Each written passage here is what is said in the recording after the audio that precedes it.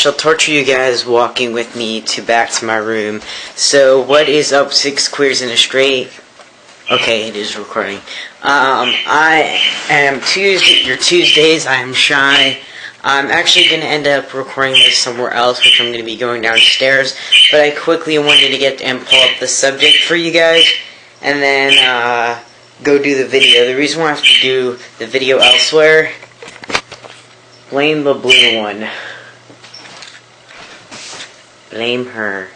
So I gotta go in the basement, and it's 5:23 a.m. here. And my dad's gonna wake up soon, so I have to get this done with. After I make this video, I'm gonna actually upload it on the channel. So the question is, it says this week's topic is how to get over previous, it says, this week's topic, how to get over a previous relationship. Good luck. Can't wait to see every vids here. See? Basically, how do we get over breakups, I guess you could say, or like not being with someone? I don't know. I'll try to give my best advice and talk about my little experience to the best of my ability. And yet the little brat comes and follows me. So I'll start to talk. I've been in a decent amount of relationships where I know, like, this is what you do, this is what you don't do. Like, getting bad pieces of advice-ish, I guess you can say. And I'm really hoping that you guys could see me where I set the camera up. You may not. How do you get over previous relationship, whatever? Okay, so the reason why, I'll explain to you guys of why I was like, oh god, Brittany must have picked this subject because of me, because of a certain reason. Now, if you guys don't know, and then like I said, I'll get into the advice giving part, is that, there's been this girl I've had a huge crush on, like, uberly crush on, and I told her that I liked her a lot, and it took a lot of guts for me to tell her that I liked her a lot. She's in the Army. She's in the Army. She's one of my really good friends. And no, this is not my ex-girlfriend. I'm wearing my Lucky boxers, my Notre Dame boxers. Hold on, straight. Either way, hey, troublemaker. Okay, either way, she's not gonna listen to me. So basically, no, she did listen to me. So I basically told her how I felt a few months back. I kind of was forced to tell her how I felt by one of my friends. She was like, come on, tell her how you feel, tell her how you feel. It's not, it's better to do something and not regret of not ever doing it than to never ever doing it. So I was like, okay, fine, I will. And like, she basically told me that, because of her circumstance, because of her being in the Army, that she doesn't really want to date anyone or consider dating anyone for a really long time, and that she wants to get to know me better and whatnot, and she can't really get into a relationship for a while, that she has trust issues and whatnot, alright? So I respected that, because I have trust issues as well. I'm not gonna, like, deny the fact. I'm like, oh yeah, I have trust issues. I don't have trust issues. Not me. Not shy. No, I know I have trust issues. I know going into relationships I have trust issues, which is why I'm a lot more careful with relationships. And that's relationships of any kind. That's boyfriend, girlfriend, me being boyfriend, or whatever the hell you want to call me. And that's friendship relationships as well, because I've had a lot of people who, kind of stabbed me in my back, I guess you can say. And what basically ended up happening is that she's been on leave for about 3 weeks, and she hasn't really talked to me. And recently I found out that she's got someone new, and she's still not talking to me. It's very hurtful and very confusing, because in some ways I feel like I'm getting pranked, like, kind of like, oh yeah, you've been, I can't remember what the name of the show was, what's his name had on MTV, but at the same time, I really think it's real. So, this is where I'm like, it's really hard to move on, but, in my whole humble opinion about relationships in general, I think for me at least, I'm talking about personally for me, it's easier to find someone for me to date than to be a friend. So if I really like someone, I'm gonna tell them that I like them more than a friend, but I won't necessarily be like, well, I must be with you, or, you know, the whole world is gonna collapse kind of thing. But I've had a lot of circumstances where I really like someone and we never ended up dating, or we dated and it didn't work out, and we ended up becoming friends or whatnot. Like, my best friend is kind of technically my ex, but technically not, and she's one of the most amazing people I met. And yet another army person, I don't know, I guess I have a thing for women in uniform. So if you're a woman in uniform, beware. No, I'm just kidding. Yeah, so, I mean, I've had friends, like, I have one of my really good friends back in Rhode Island, she is now, yeah, that I liked a lot, and, you know, we didn't work out.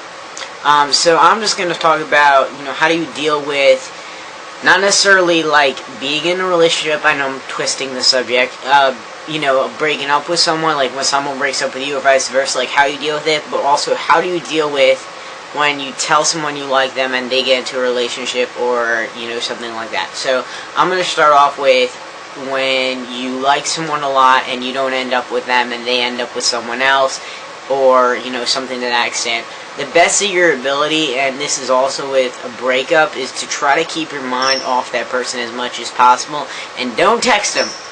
Do not text them, do not IM them, don't Facebook them, don't go on their Facebook, don't go on whatever, you know, social networking site you guys are on.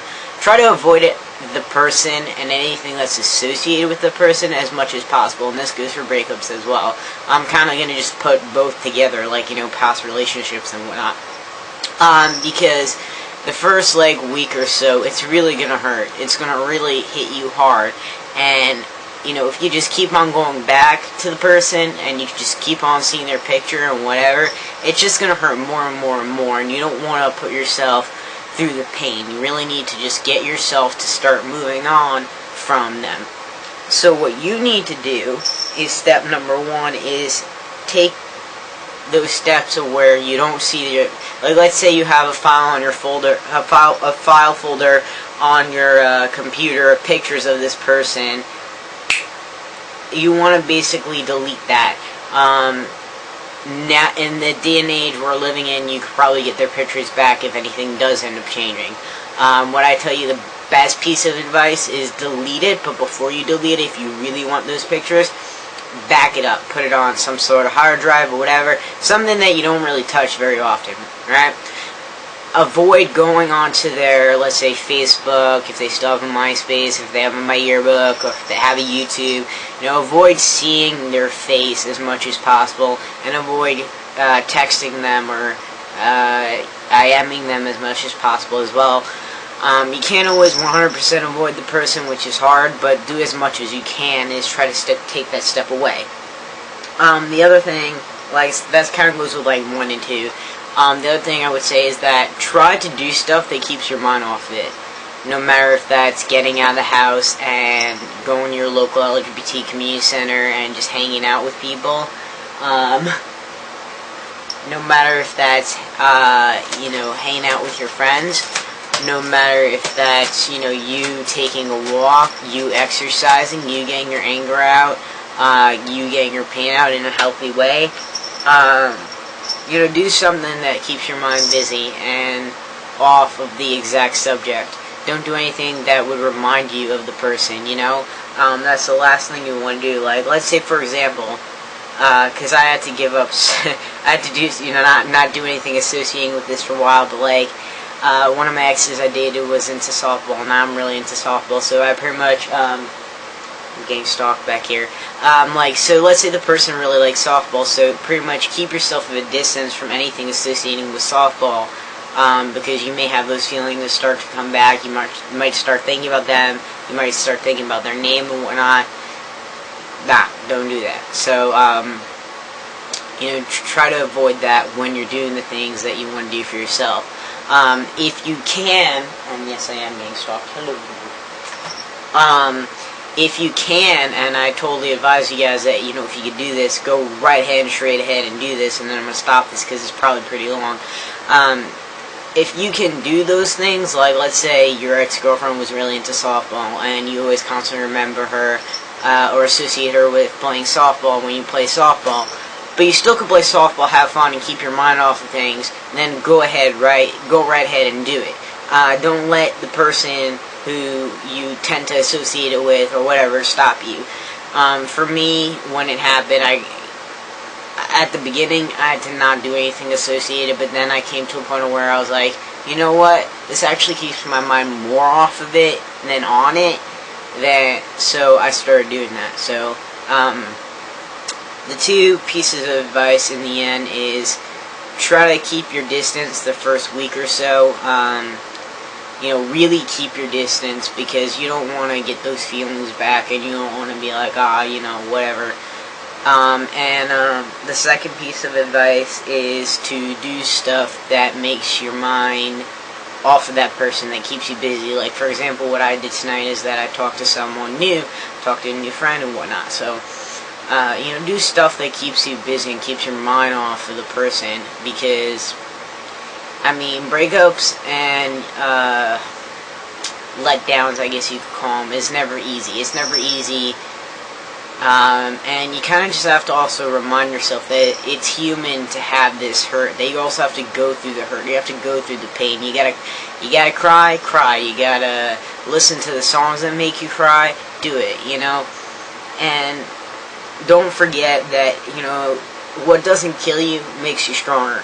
And it's very, very true, because I've gone through a lot of shit and it's made me way stronger. It pretty much either makes you stronger or weaker. And if you're going through a breakup, or if you're going through, something associated with the subject, don't let it make you weaker. Let it make you stronger. Go through the pain. Don't let yourself stop yourself from the pain. And keep on living life. Start living life for you. That's probably one of the best things, because a lot of times people start finding you, and a lot of times the things kind of settle in when you start doing stuff for yourself. Like, me, I'm working on going back to school for welding. I'm working on trying to find a part-time job, and I believe that the right person will find their way in my life, because I'm doing what I need to for myself, and I'm becoming happier with myself, so that other person will be able to find me. And that's something that you have to also remember, that you need to be happy with yourself before you are with someone else. So before I go on any more, and more, I will see you guys later. I apologize for the going up and down and longer video and whatnot. Hopefully next week is an interesting and fun subject, and not too depressing and whatnot, but I'm going to talk to Brittany about that. You hear that, Brittany? I'm going to talk to you about that. I'm just kidding. Deuces.